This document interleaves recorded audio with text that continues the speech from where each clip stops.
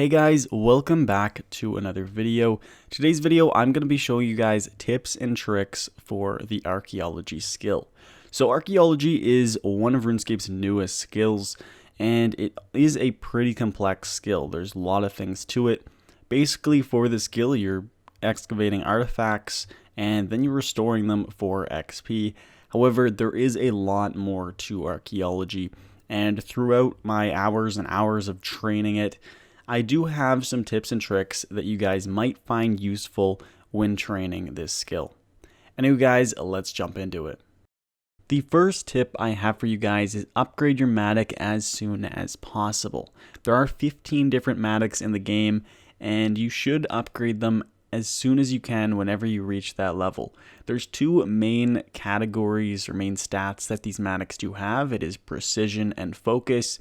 The precision stat is one that determines the rate at which the player excavates an artifact. So for example, if you do have a precision of level 30 with the Rune-Matic, it will actually allow you to gather the artifacts twice as fast than the Steel-Matic at 15 precision. Now, the other stat that these Matics do have is focus. So focus is a stat that determines the rate at which materials are found when you are excavating.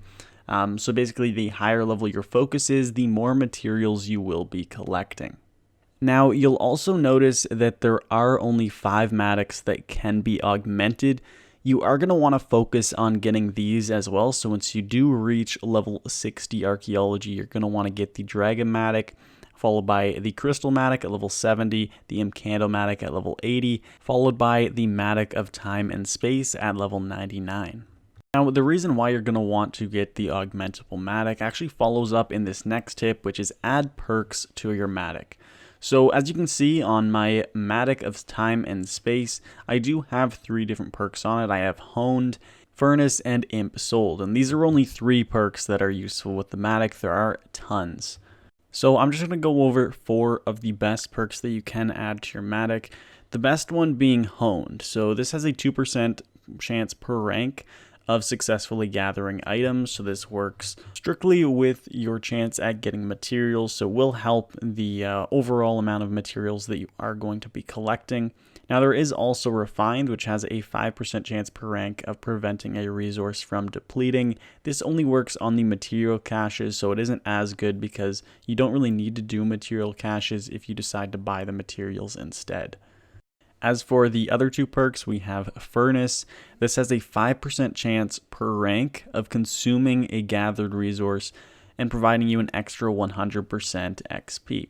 So this basically just will destroy the material that you are gathering, but you'll gain a lot more XP from it. It is an interesting perk to add if you're looking to just get XP. It's a great one. However, you will be getting less materials, so you'll have to pay more money for buying the materials if you do have this perk on. So it will speed up the training, but it is going to cost you a lot more to train as well. Then there is also Imp Souled, which is by far my favorite perk to add on to a Matic. This perk has a 3% chance per rank on successful gathering to send the resource straight to the bank at a cost of 30 prayer points. So you can get it up to rank 6 at most. So this is an 18% chance at teleporting the materials or the artifacts straight to the bank whenever you get it. And you only need to bring, for example, an Ancient Elven Ritual Shard or a Prayer Renewal Potion just to keep your prayer points up. Now, that being said, just make sure you do have some perks on your Matic because this will greatly help the speed at which you are going to be collecting materials and training the skill. The next tip is always try and complete as many artifact collections as you can. So these artifact collections are good for a few different things. First off, they do give specific rewards. Some of them are unique, some of them are used to make archaeology relics, and then you also do get chronotes for these collections as well.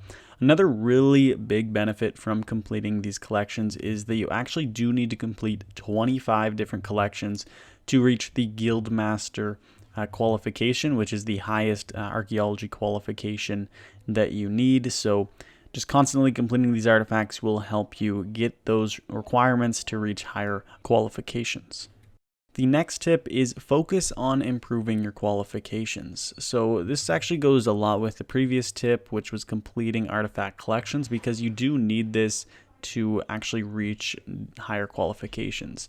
So some things that you will need: you'll need to excavate damaged artifacts. You'll actually need 1,000 of these excavated to reach Guildmaster.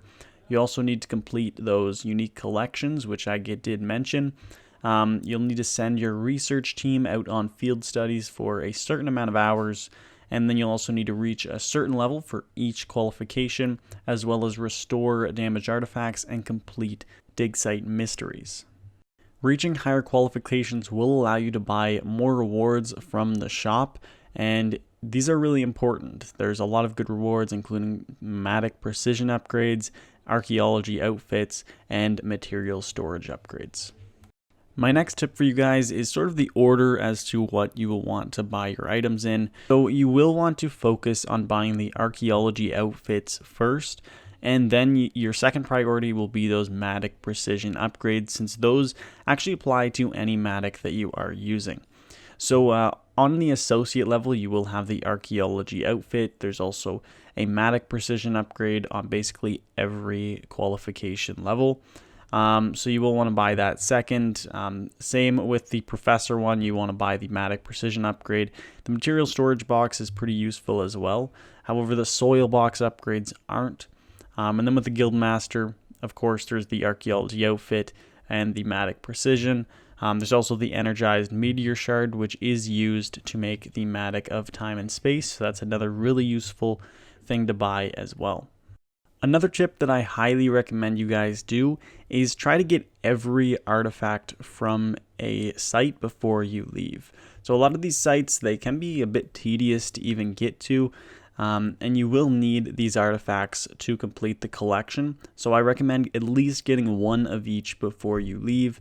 Another thing that you could do is get multiple of each, because there are different collections that require these artifacts, so you'll actually need them multiple times. So basically, when you do get to a site, make sure you get at least one of each artifact, if not multiple, to complete all of the collections. My next tip for you guys is save your extra artifacts. There are a lot of artifacts in the game, but keeping the extra ones are worth it, because then you'll be able to complete the collections over again for additional chronotes. Now, another thing that you do get to use these artifacts for, you can actually cash them in, all your duplicate artifacts, into the Varrock Museum, and they will give you 40% of the chronotes. Now, I don't really recommend doing this unless you have a lot of duplicates. You can either do this, or you can disassemble them for their ancient components. However, I do highly recommend you guys keep them to maybe cash in for some additional collections. Just do them over again. There's especially a few really good collections that you want to do this, where you do get things like Tetra Compass pieces and things like that. So just make sure you do save your extra ones. Don't destroy them ever. You'll always want to restore them and either use them for a collection, you can give them to the Varrock Museum, or you can disassemble them. The next tip is wear the Grace of the Elves. So you want to wear this for two different reasons. One, it can store 500 Sign of the Porter charges, which is super helpful when training archaeology. And the second is it will actually spawn the Saren spirits while you are training the skill. This is really helpful because these spirits do provide you a rare drop table drop. You do have a small chance at getting that Hazelmere Signet Ring, which is worth like max cash. But even so, you will get a lot of rare drop table drops, which will equate to a significant amount of cash. The next tip I have for you guys is always use a Water Fiend familiar. So these actually grant a 5% chance when you are training archaeology to duplicate the gained resource, and this does include the damaged artifacts when you are training archaeology. This is extremely useful because if you do get one of these duplicate artifacts, it does save you a lot of time. Artifacts is where you're going to be getting most of your XP, so just having that 5% chance to duplicate one really does increase your XP per hour. My next tip is always follow the time sprite. So even though it does make the skill not AFK, you'll actually need to move around to find the time sprite. it does make it a lot faster when gathering artifacts. So at 1% focus and higher, you'll actually gain 10% more archaeology experience. And then at 40% focus and higher, you'll get an additional 10% archaeology experience to go up to 20% total. And then you'll also gain a 10% increase on your Matic precision, meaning you will get these artifacts a lot faster. Then when you are at 100% focus, you will get either double, triple, quadruple, or quintuple the Matic precision depending on your archaeology level. Within archaeology, you also have a research team that you can send on expeditions. They will come back with various materials, some artifacts, as well as a ton of archaeology XP. So that being the case, make sure to always send your research team out. This will allow you to capitalize on the amount of XP. And even though it does cost Chronotes to send the research team out, you will probably make your money back just off of the materials that you will be gaining. Another tip that was given to me by my friend KJ234 is getting a Pulse Core XP boost before you restore your artifacts. So you can actually bank your artifacts and restore them all in bulk. And before you do that, you can go to World 84, which is the portable skilling world. Just go to the Lumbridge chest and there will be people there using the portables, and you'll get a lot of Pulse Cores being active as well. You can get up to a 10% boost with the regular Pulse Cores just by standing here for a few minutes, and then you can also get another 10% for the Cinder Cores. So essentially this is an extra 20% XP that you are going to be gaining when you do restore your artifacts. And if you do have like a full inventory or a few full inventory of artifacts, you're going to be gaining hundreds, maybe even a million archaeology XP. So this 10 or 20% boost will really benefit you. Now my next tip for you guys is Tetra Compass farming. So this can actually be done by farming the collection logs, which give you Tetra Compasses.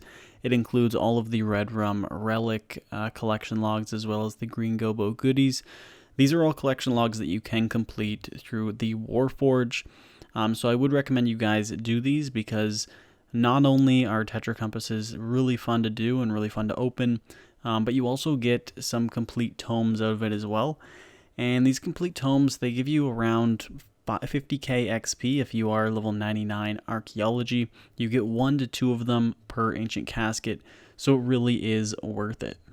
Next tip is using your archaeology boosts. So you do actually get these by advancing a archaeology qualification, but you can also buy them in the archaeology shop for some Chronotes. The best one is probably the high spec monocle. It increases your base Matic precision by 20%. And then there's also the material manual, which will allow you to excavate 10% more materials. The archaeology tea will increase your excavation XP by 50% as well. So these are just some really useful boosts to have active if you're looking to train archaeology a little bit faster. Now, my last tip for you guys is make sure you are completing your archaeology daily challenges. You can even extend these for 50 Viswax. Basically, you will need to restore 1 artifact per day. If you do extend it, you'll need to restore 2 of them. And upon completion, you'll get 68,000 archaeology XP if you are at level 99. You'll get 137,000 if you do extend it and you restore the 2 artifacts. So this is an excellent way to gain a little bit of archaeology XP every day. Anyway guys, that is it for this video. Those are all the tips that I have for you. If you can think of any tips that I didn't mention in this video, let me know in the comments down below and I will try and pin them so other people can use those tips as well. I really hope you guys did enjoy the video and I'll see you all in the next one. Peace.